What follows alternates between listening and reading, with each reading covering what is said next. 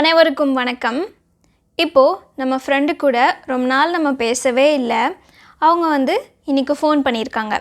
நம்மக்கிட்ட கேட்குறாங்க, ஏன் இவ்வளோ நாள் ஃபோன் பண்ணவே இல்லை, என்ன பண்ணிகிட்டு இருந்த அப்படின்னு கேட்குறாங்க. ஸோ நம்மளோட பதில் என்னவாக இருக்கும்? மோஸ்ட்லி எல்லோரும் என்ன பதில் சொல்வோம்? இப்போ தான் உனக்கு ஃபோன் பண்ணலான்னு வந்தேன், இப்போ தான் உனக்கு ஃபோன் பண்ணலான்னு போனேன், நீயே பண்ணிட்ட. ஸோ இந்த மாதிரி தான் நம்மளோட பதில் இருக்கும். அதே மாதிரி நம்ம ப்ரஷ் பண்ணலான்னு போயிட்டுருக்கோம். அம்மா நம்மளுக்கு காஃபி கொடுக்குறாங்க. ஸோ நம்ம என்ன பண்ணுறோம் அப்படின்னா, ப்ரஷ் பண்ணாமல் காஃபி குடிக்கிறோம். ஸோ கொஞ்ச நேரம் கழித்து அம்மா கேட்குறாங்க, இன்னும் பல்லு விளக்கலையா அப்படின்னு கேட்குறாங்க. அப்போ நம்ம என்ன சொல்லுவோம்? பல்லு விளக்கலான்னு போனேன், நீங்கள் தான் காஃபி கொடுத்தீங்க, அதனால தான் நான் காஃபி குடித்தேன், பல்லு விளக்கல, இதோ விளக்க போகிறேன். ஸோ இந்த மாதிரி நம்மளோட பதில் இருக்கும். அதே மாதிரி நம்ம ஃப்ரெண்ட்ஸ் எல்லாம் சேர்ந்து பேசிகிட்டு இருக்கோம். நம்ம ஏதோ ஒரு விஷயம் சொல்லலான்னு வரோம். அதே விஷயத்த நம்மளோட ஃப்ரெண்டு இன்னொருத்தன் சொல்கிறான். அப்போ நம்ம என்ன சொல்வோம்? இதை தான் நானும் சொல்ல வந்தேன், இதை தான் நானும் சொல்ல வந்தேன் அப்படின்னு நம்ம சொல்வோம். ஸோ தமிழில் இந்த மாதிரி இருக்க வாக்கியங்களை நம்ம அடிக்கடி யூஸ் பண்ணுவோம் இல்லையா? இப்போ தான் நான் இதை சொல்ல வந்தேன், அதுக்குள்ளே நீ சொல்லிட்ட. ஸோ ப்ரஷ் பண்ணலான்னு போனேன், நீங்கள் காஃபி கொடுத்தீங்க, அதனால் குடிச்சிட்டு இருந்தேன். நான் உனக்கு கால் பண்ணலான்னு வந்தேன், நீயே பண்ணிட்ட. ஸோ இந்த மாதிரி வாக்கியங்களை நம்ம அடிக்கடி யூஸ் பண்ணிகிட்டே இருக்கோம். ஸோ இந்த வாக்கியங்களை எப்படி நம்ம இங்கிலீஷில் பேசலாம், எப்படி நம்ம ஈஸியாக பேசலாம் அப்படிங்கிறது தான் இந்த வீடியோவில் நம்ம பார்க்க போகிறோம்.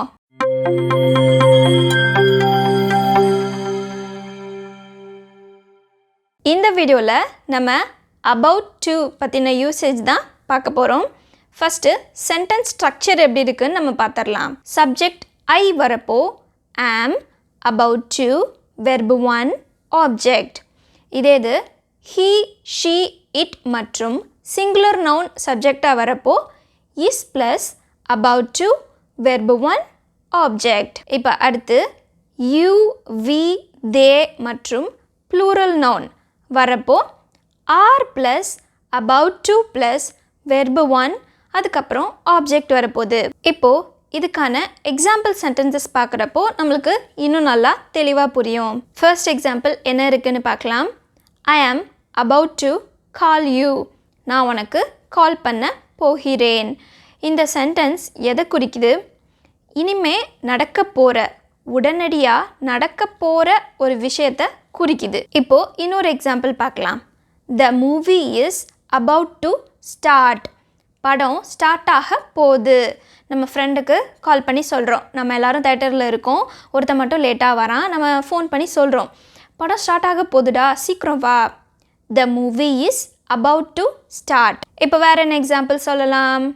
The movie is about to end. படம் முடிய போகுது. வீட்டில் ஃபோன் பண்ணி கூப்பிடுறாங்க, என்ன இவ்வளோ லேட் ஆகிடுச்சு, என்ன பண்ணிகிட்டு இருக்க, எப்போ வருவ அப்படின்னு கேட்குறாங்க. அப்போ நம்ம சொல்கிறோம், the movie is about to end. படம் முடிய போகுது, நான் சீக்கிரம் வந்துடுவேன்.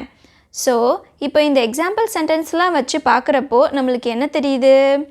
என்ன பார்த்தோம் எக்ஸாம்பிள் சென்டென்ஸ்லாம்? நான் உனக்கு கால் பண்ண போகிறேன், படம் ஸ்டார்ட் ஆக போகுது, படம் முடிய போகுது. ஸோ உடனடியாக நடக்க போகிற ஒரு விஷயத்தை நம்ம குறிப்பிட இங்கிலீஷில் இந்த ஸ்ட்ரக்சரை நம்ம யூஸ் பண்ணுறோம். இப்போது எக்ஸாம்பிளுக்கு ஒரு சிச்சுவேஷன் நம்ம எடுத்துக்கலாம். ஃப்ரெண்ட்ஸ்குள்ளே பேசிகிட்டு இருக்காங்க. ஒருத்தன் சொல்கிறான், நீ அந்த பொண்ணுக்கிட்ட ஏதோ சொல்லணும்னு சொன்னியே, நீ இன்னும் சொல்லலையா? அவள் வேலையை விட்டு போக போகிறா, அவள் கிளம்ப போகிறா. ஸோ இந்த மாதிரி சொல்கிறப்போ she is about to leave the job. அவள் வேலையை விட்டு போக போகிறா, நீ ஏதோ சொல்லணும்னு சொன்னியே, இன்னும் சொல்லலையா? ஸோ இந்த டோனில் வரப்போ she is about to leave the job, she is about to go. அவள் போக போகிறா, சீக்கிரம் போய் நீ சொல்லு. ஸோ அந்த மாதிரிலாம் நம்ம தமிழில் பேசுகிறப்போ இங்கிலீஷில் இந்த சென்டென்ஸை நம்ம யூஸ் பண்ணிக்கலாம். இப்போ ஃப்ரெண்ட்ஸ் எல்லாம் நம்ம இருக்கோம், ஒருத்த மட்டும் எங்கேயோ இருக்கான். நம்ம ஃபோன் பண்ணி கூப்பிடுறோம், நாங்கள் விளையாட போகிறோம்டா, நீ எங்கே இருக்க, சீக்கிரம் வா. நாங்கள் விளையாட போகிறோம். We are about to play. We are about to go. நாங்கள் போகிறோம், சீக்கிரம் வா. ஸோ இந்த மாதிரிலாம் சொல்கிறப்போ சப்ஜெக்டை பொறுத்து எந்த மாதிரி ஸ்ட்ரக்சர் வரும்? ஆம் அபவுட் டு வா, ஆர் அபவுட் டு வா. ஸோ இதை மட்டும் தெரிஞ்சுக்கிட்டால் போதும். தமிழில் எந்த மாதிரி சென்டென்ஸ் நம்ம பேசுகிறப்போ இதை நம்ம யூஸ் பண்ண போகிறோம்? விளையாட போகிறோம், சாப்பிட போகிறோம். ஐ ஆம் அபவுட் டு ஈட், சாப்பிட போகிறேன். I'm about to sleep. தூங்க போகிறேன். I'm about to study. படிக்க போகிறேன். I'm about to go to bed. I'm about to go to play. விளையாட போகிறேன், படிக்க போகிறேன், தூங்க போகிறேன். இந்த மாதிரி உடனடியாக நம்ம செய்ய போகிற ஒரு விஷயத்தை குறிப்பிட நம்ம இந்த ஸ்ட்ரக்சரை யூஸ் பண்ணிக்கலாம். இப்போ நம்ம இந்த about toவை பாஸ்டில் எப்படி யூஸ் பண்ண போகிறோம், அதோட ஸ்ட்ரக்சர் எப்படி இருக்க போகுதுன்னு பார்க்க போகிறோம். இதுதான் ரொம்ப இன்ட்ரெஸ்டிங்காக இருக்க போகுது. அடிக்கடி நம்ம பேசுகிற சென்டென்ஸாகவும் இது இருக்கும். ஸோ நம்ம நல்லா ஈஸியாக கற்றுக்கலாம். இப்போது இதோட சென்டென்ஸ் ஸ்ட்ரக்சர் என்னன்னு பார்க்கலாம்.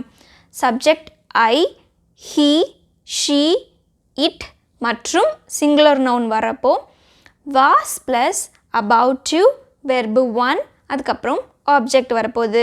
இது தவிர மற்ற சப்ஜெக்ட்ஸ் வரப்போ were plus about to verb 1 object. So இந்த சென்டென்ஸ் ஸ்ட்ரக்சரில் நம்மளுக்கு எந்த குழப்பமும் இருக்காது. ஏன் அப்படின்னா டென்ஸ்லேருந்து இதையே தான் நம்ம ஃபாலோ பண்ணிகிட்டு இருக்கோம். ஸோ ஜஸ்ட் அந்த வாஸ் வேர் அதுக்கப்புறம் about to அப்படிங்கிறத மட்டும் ஆட் பண்ண போகிறோம். அவ்வளோதான்.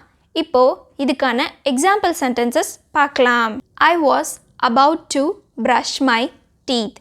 நான் பல்லு விளக்கலான்னு போனேன், நீங்கள் தான் காஃபி கொடுத்தீங்க, அதனால தான் நான் விளக்கலை. ஸோ காஃபி குடிச்சிட்டு விளக்கலை அப்படின்னு சொல்கிறப்போ I was about to brush my teeth. So இந்த இடத்துல am வந்துச்சுன்னா எப்படி வரும்? I am about to brush my teeth. நான் பல்லு விளக்க போகிறேன், காஃபி கொடுக்குறாங்க, நம்ம அப்போ சொல்கிறோம் இல்லை நான் பல்லு விளக்க போகிறேன் அப்புறமா குடிச்சிக்கிறேன். ஸோ இம்மீடியட் ஃப்யூச்சர்னால் நம்ம ஆமு, இஸ்ஸு, ஆறு இந்த மாதிரி போட்டு யூஸ் பண்ணுறோம். அதே இது பாஸ்ட்னா வாசு, வேறு இந்த மாதிரி போட்டு யூஸ் பண்ணுறோம். ஸோ தமிழில் எந்த எழுத்து வருது அப்படிங்கிறத கவனமாக பார்த்து அதுக்கான சென்டென்ஸ் ஸ்ட்ரக்சரை யூஸ் பண்ணி நம்ம சென்டென்ஸ் பேச போகிறோம். ஸோ இதுதான் இதுக்குள்ளே இருக்க டிஃப்ரென்ஸ். இதில் ஒன்றும் பெருசாக நம்ம குழப்பிக்க வேண்டியது இருக்காது. போகிறேன், I am about to brush my teeth. நான் பல்லு விளக்க போகிறேன், அவ்வளோதான். இதே இது இங்கே வாஸ் யூஸ் பண்ணுறப்போ I was about to brush my teeth.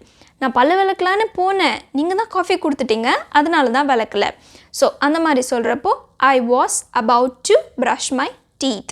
இப்போது இன்னொரு எக்ஸாம்பிள் பார்க்கலாம்.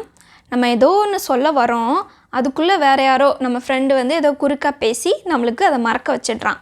அப்போ நம்ம சொல்கிறோம் I was about to say something. நான் ஏதோ ஒன்று சொல்ல வந்தேன், அதுக்குள்ளே இப்படி குறுக்கு பேசி மறக்க வச்சிட்டேன் அப்படின்னு சொல்லி நம்ம திட்டுறோம். ஸோ இந்த சென்டென்ஸை நம்ம அடிக்கடி பேசலாம். ஃப்ரெண்ட்ஸ் கூட பேசுகிறப்போ இல்லை வேறு வீட்டில் ஏதாவது நம்ம சொல்ல வரப்போ, இப்போ தான் ஒன்று நான் சொல்ல வந்தேன், அதுக்குள்ளே மறக்க வச்சிட்டிங்க, மறந்துட்டேன், அந்த மாதிரி சொல்கிறதுக்கு இந்த சென்டென்ஸை நம்ம யூஸ் பண்ணிக்கலாம். I was about to say something. நான் ஏதோ ஒன்று சொல்ல வந்தேன், அதுக்குள்ளே மறந்து போயிடுச்சு, இந்த மாதிரி. இப்போது அடுத்த example. I was about to call you. I was about to message you. இப்போ நம்ம ஃப்ரெண்டு ஃபோன் பண்ணி கேட்குறாங்க, ஏன் இவ்வளோ நாள் ஃபோன் பண்ணவே இல்லை அந்த மாதிரி கேட்குறப்போ, கால் பண்ணலான்னு வந்தேன் நீயே பண்ணிட்ட, மெசேஜ் பண்ணலான்னு வந்தேன் நீயே பண்ணிட்ட, அந்த மாதிரி சொல்கிறப்போ I was about to call you. I was about to message you. இப்போது இந்த சென்டென்ஸ்லேயே இன்னும் கொஞ்சம் சுவாரஸ்யமாக பேசுகிறதுக்கு I was just about to call you. இப்போ தான் உனக்கு கால் பண்ண வந்தேன், இப்போ தான் உனக்கு மெசேஜ் பண்ண வந்தேன், அந்த ஒரு மாதிரி ஒரு அழுத்தம் கொடுக்குறோமா. ஸோ அப்போ வந்து நம்ம ஜஸ்ட் அப்படிங்கிற வார்த்தையை about toக்கு முன்னாடி போகிறோம். I was just about to call you. I was just about to message you. இப்போ தான் கால் பண்ணலான்னு வந்தேன், இப்போ தான் மெசேஜ் பண்ணலான்னு போனேன், அதுக்குள்ளே நீ பண்ணிட்ட. ஸோ இந்த மாதிரி சொல்கிறதுக்கு அந்த கொஞ்சம் அந்த சென்டென்ஸில் இன்னும் கொஞ்சம் சுவாரஸ்யம் படுறதுக்கு நம்ம ஜஸ்ட் அப்படிங்கிறத ஆட் பண்ணிக்கிறோம். இப்போ தான் கால் பண்ண வந்தேன், I was just about to call you. I was just about to message you. இப்போ வேறு எக்ஸாம்பிள் என்ன பார்க்கலாம் அப்படின்னா, அதே ஃப்ரெண்ட்ஸ் கூட பேசிகிட்டு இருக்கோம். ஸோ நம்ம ஒரு விஷயம் நினைக்கிறோம் சொல்லலான்னு, அதை இன்னொருத்தவங்க சொல்லிடுறாங்க. அப்போ நம்ம சொல்கிறோம் I was about to say the same thing. இதே தான் நான் சொல்ல வந்தேன் நீ சொல்லிட்ட அப்படின்னு நம்ம சொல்லுவோம். இதே தான் நான் நினச்சேன், இதே தான் நான் சொல்ல வந்தேன். ஸோ இந்த மாதிரி சொல்லுவோம்ல. ஸோ அப்போது இந்த சென்டென்ஸ் நம்ம யூஸ் பண்ணிக்கலாம். I was about to say the same thing. இதே தான் நான் சொல்ல வந்தேன், இதே தான் நான் சொல்ல போனேன், நீ சொல்லிட்ட. ஸோ தமிழில் நம்ம எந்த மாதிரி பேசுகிறோம்? உனக்கு கால் பண்ணலான்னு போனேன், நீயே பண்ணிட்ட. மெசேஜ் பண்ணலான்னு போனேன், நீயே பண்ணிட்ட. ப்ரஷ் பண்ணலான்னு போனேன். ஸோ இந்த டோன், இந்த ஸ்லாங், இதை வந்து நம்ம நல்லா ஞாபகம் வச்சுக்க போகிறோம். ஸோ தமிழில் இந்த மாதிரி வந்துச்சுன்னா இங்கிலீஷில் என்னன்னு டக்குன்னு நம்மளுக்கு ஞாபகம் வரணும். about to, about to, about to. So அதை நல்லா ஞாபகப்படுத்திக்கணும். am about to call youனா நான் உனக்கு கால் பண்ண போகிறேன், இனிதான் நான் உனக்கு கால் பண்ண போகிறேன்னு அர்த்தம். I was about to call youனா நான் கால் பண்ணலான்னு போனேன், நீயே பண்ணிட்ட. ஸோ இம்மீடியட் ஃப்யூச்சர்னா சென்டென்ஸ் ஸ்ட்ரக்சர் எப்படி இருக்கும் அண்ட் சப்ஜெக்டை பொறுத்து அது எப்படி மாறுபடும். அதே மாதிரி பாஸ்ட்னா அந்த சென்டென்ஸ் ஸ்ட்ரக்சர் எப்படி இருக்கும், சப்ஜெக்டை பொறுத்து அது எப்படி வரப்போகுது, வாசா வேறா. ஸோ இவ்வளோ தான் நம்ம ஞாபகம் வச்சுக்க வேண்டியது. மற்றபடி இதை சென்டென்ஸ் நம்ம பேசிகிட்டே இருந்தோன்னாவே நம்மளுக்கு ஈஸியாக ஞாபகத்தில் வந்துடும். இப்போது இன்னும் கொஞ்சம் நிறைய எக்ஸாம்பிள் சென்டென்ஸ் பார்க்குறப்போ இந்த டாபிக் பற்றி இன்னும் கொஞ்சம் நம்ம தெளிவாகிடலாம். ஸோ எக்ஸாம்பிள் சென்டென்சஸ் பார்க்கலாமா? They are about to close the shop. அவங்க கடையை மூட போகிறாங்க. நம்ம ஃப்ரெண்டுக்கு ஃபோன் பண்ணி சொல்கிறோம், இந்த கடையில் நீ ஏதோ வாங்கணும்னு சொன்னியே, இந்த கடை மூட போகிறாங்க, சீக்கிரம் வா. They are about to close the shop. இப்போது இதே சென்டென்ஸ்லேயே நம்ம have to சென்டென்ஸையும் ஆட் பண்ணி ஒரு 2 சென்டென்ஸாக நம்ம பேசலாம். They are about to close the shop. I have to go earlier. இப்போ நம்ம ஃப்ரெண்டுக்கிட்ட சொல்கிறோம், அவங்க கடை மூட போகிறாங்கடா, நான் சீக்கிரம் போகணும். They are about to close the shop. I have to go earlier. கடை மூட போகிறாங்கடா, நான் சீக்கிரம் போகணும். நம்ம பேசிகிட்டு இருக்கோம். ஸோ இப்போ நம்ம சொல்கிறோம், கடை மூட போகிறாங்கடா, நான் சீக்கிரம் போகணும். ஸோ நான் அப்புறமா அவங்க கூட பேசுகிறேன் அப்படின்னு சொல்லிட்டு போயிடுறோம். ஸோ இதுவே பாஸ்ட்டில் நம்ம எப்படி யூஸ் பண்ணலாம்? தே வேர் about to close the shop. I had to go earlier. இப்போது இந்த சென்டென்ஸுக்கான சிச்சுவேஷன் எப்படி இருக்கும்னு பார்க்கலாம். நம்ம நேற்று சீக்கிரம் போயிடுறோம். அப்போ நம்ம ஃப்ரெண்டு வந்து இப்போ கேட்குறாங்க, நேற்று ஏன் நீ எதுவுமே பேசாமல் சீக்கிரமாக போயிட்ட அப்படின்னு கேட்குறப்போ நம்ம சொல்கிறோம், நான் இந்த மாதிரி கடையில் நிறையா பொருள் வாங்க வேண்டியது இருந்தது, அவங்க வந்து கடையை மூடலான்ட்டு இருந்தாங்க, அதனால தான் நான் சீக்கிரம் போக வேண்டியதாக போயிடுச்சு. I had to buy. நான் நிறைய பொருள் வாங்க வேண்டியது இருந்தது. ஸோ வேண்டி இருந்தது அந்த மாதிரி வந்தாலும் நம்ம had to யூஸ் பண்ணுவோம். had to ஓட யூசேஜ்லாம் நம்ம முன்னவே பார்த்துட்டோம். I had to buy. They were about to close the shop. அவங்க கடையை மூடலான்னு போனாங்க, அப்புறம் மூடிட்டா நான் என்ன பண்ணுறது, சீக்கிரம் வாங்கணுன்னு தான் போக வேண்டியதாக போயிடுச்சு. I had to go earlier. சீக்கிரமாக போக வேண்டியதாக போயிடுச்சு. ஸோ இவ்வளோ தான். இன்னொரு டாபிக் பார்க்குறப்போ முன்னாடி பார்த்த டாப்பிக்கையும் கொஞ்சம் ரிலேட் பண்ணி பார்த்தா கொஞ்சம் ஈஸியாக இருக்கும்னு நினச்சேன். ஸோ அதனால தான் இந்த எக்ஸாம்பிள் நம்ம பார்த்தோம். தே வேர் about to close the shop. I had to go earlier. அவ்வளோதான். You are about to miss your bus. நம்ம வீட்டில் அவசரமாக கிளம்பிட்டு இருக்கோம். ஸோ வீட்டில் வந்து சொல்கிறாங்க, பஸ்ஸை நீ மிஸ் பண்ண போகிற, சீக்கிரம் கிளம்பு அந்த மாதிரி சொல்கிறப்போ you are about to miss your bus. இப்போது நம்ம ஃப்ரெண்டுக்கு ஏதோ ஒரு பிரச்சனை நடந்துருச்சு. ஸோ அதுக்கப்புறம் நம்மக்கிட்ட வந்து கேட்குறான், இந்த மாதிரி உனக்கு தான் இந்த பிரச்சனை இப்படி நடக்கும்னு தெரியும்ல, நீ ஏன் எனக்கு சொல்லலை அப்படின்னு கேட்குறான். why didn't you tell me அப்படின்னு நம்மக்கிட்ட கேட்குறான். ஏன் சொல்லலை அப்படின்னு கேட்குறான். அப்போ நம்ம சொல்கிறோம், I was about to tell you. I was about to tell youடா, நான் சொல்லலான்னு தான் வந்தேன், ஆனால் நீ இக்னோர் பண்ணிட்ட. you ignored me. நான் சொல்ல தாண்டா வந்தேன், ஆனால் நீ என்னை இக்னோர் பண்ணிட்ட. I was about to tell you. So இந்த மாதிரி ஏதாவது ஒரு விஷயம் நம்ம சொல்லலான் இருப்போம், ஆனால் நம்ம பேச்சை அவங்க கவனிக்காமல் விட்டுருப்பாங்க. ஸோ இல்லைன்னா நம்மளே சொல்லாமல் மறந்துருப்போம். ஸோ இந்த மாதிரி சிச்சுவேஷன்லலாம் நான் சொல்லலான்னு வந்தேன் ஆனால் மறந்துட்டேன், அப்படி இல்லைன்னா இந்த மாதிரி ஏதோ ஒரு தடங்கள் வந்துடுச்சு. ஸோ அந்த மாதிரி சொல்கிறதுக்கு I was about to tell you. We were about to cook. சமைக்கலான்னு போனோம், அதுக்குள்ளே நீங்கள் அதை வாங்கிட்டு வந்துட்டீங்க. ஸோ இந்த மாதிரி சொல்கிறப்போ இப்போ நம்ம வீட்டில் சமைக்கலான்னு போகிறாங்க, அதுக்குள்ளே நம்ம அப்பா வந்து ஏதாவது பார்சல் வாங்கிட்டு வந்துடுறாங்க அப்படின்னு வச்சுக்கோங்க. அப்போ we were about to cook. சமைக்கலான்னு போனோம், அதுக்குள்ளே நீங்கள் வாங்கிட்டு வந்துட்டீங்க. இப்போ வேறு எக்ஸாம்பிள் என்ன சொல்லலாம்? we were about to go out. வெளியே போகலான்னு போனோம், இப்போ வெளியே எங்கேயாவது போகலாம் அப்படின்னு சொல்லிட்டு கிளம்பி வெளியே வரோம். பார்த்தா அங்கேருந்து சொந்தக்காரங்க வராங்க. அப்போ என்ன வெளியே கிளம்பிட்டீங்களா அப்படின்னு கேட்குறப்போ, ஆமாம் வெளியே போகலான்னு போனோம், அதுக்குள்ளே நீங்கள் வந்துட்டீங்க. ஸோ அந்த மாதிரி சொல்கிறப்போ we were about to go out. So இதை பேஸாக வச்சு இதுலேருந்து நம்ம நிறைய எக்ஸாம்பிள் சென்டென்ஸ் ஃபார்ம் பண்ணலாம். இப்போ நம்ம சமைக்கலான்னு போகிறோம், அதுக்குள்ளே நம்ம ஃப்ரெண்டு கால் பண்ணுறா, என்ன பண்ணுறேன்னு கேட்குறா. அப்போ நம்ம சொல்கிறோம் I was about to cook. சமைக்கலான்னு போனேன், அதுக்குள்ளே நீ கால் பண்ணிட்ட. ஸோ இந்த மாதிரி சொல்கிறப்பெல்லாம் இந்த அபவுட் டு யூஸ் பண்ணி நம்ம ஈஸியாக பேசலாம். ஸோ இது டெய்லியும் நம்ம யூஸ் பண்ணுற சென்டென்ஸுங்கிறனால இனிமேல் நம்ம தமிழில் எப்போலாம் இந்த மாதிரி கால் பண்ணலான்னு போனேன், மெசேஜ் பண்ணலான்னு போனேன், அதுக்குள்ளே நீ பண்ணிட்ட. ஸோ இந்த மாதிரிலாம் சொல்கிறப்போ இனிமேல் நம்ம எப்படி பேச போகிறோம்? அபவுட் டு யூஸ் பண்ணி தான் இங்கிலீஷில் பேச போகிறோம். இப்போது இந்த அபவுட் டு யூஸ் பண்ணி நம்ம கொஷின்ஸும் கேட்கலாம். இப்போது நம்ம ஏதோ சொல்ல வரோம், அப்படியே சொல்லாமல் விட்டுட்டோம். அப்போ நம்ம ஃப்ரெண்டு கேட்குறான், நீ ஏதாவது சொல்ல வந்தியா? அந்த மாதிரி கேட்குறப்போ were you about to say something. நீ ஏதாவது சொல்ல வந்தியா? ஸோ அந்த மாதிரி கொஷின் ஃபார்ம்லேயும் நம்ம கேட்டுக்கலாம். Were you about to say something. அல்லது இதுவே are you about to say something. நீ ஏதாவது சொல்ல போகிறையா? இப்போ ஏதோ நம்ம சொல்ல ரெடி ஆகுறோம். ஸோ உன் ஃப்ரெண்டு கேட்குறான், நீ ஏதாவது சொல்ல போறியா அப்படின்னு கேட்குறப்போ are you about to say something. So இனிமேல் நம்ம ஃப்ரெண்ட்ஸ் கூட பேசுகிறப்போ இந்த மாதிரி சென்டென்சஸ் பேசி நம்ம பழக போகிறோம்.